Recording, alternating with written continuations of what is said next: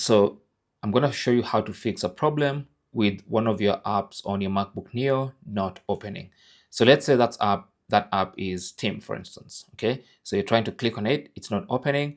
There are a couple of things you can do. One is to right click on the icon on the dock and then select quit, and that should quit that application.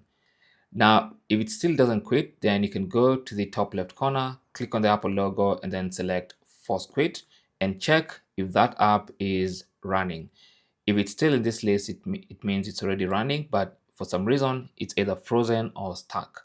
So from here, again, you can go ahead and find that specific application and force quit or relaunch. So you can see this one says relaunch, this one says force quit.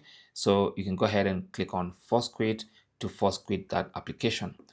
Now, if you're still having problems with that specific app, then you might want to check if it has pending updates. Okay, so you can either go to the website from where it was downloaded from and reinstall the app, and you can do that by deleting and then downloading and installing the app afresh.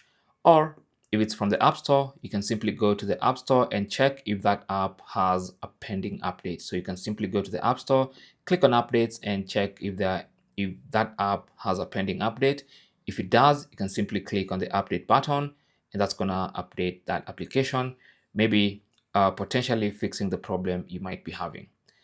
Now, if that still doesn't work, then you can go ahead and actually restart the whole computer. This normally fixes a lot of problems. Just go ahead and just restart the whole damn thing. This actually fixes more issues than you can imagine.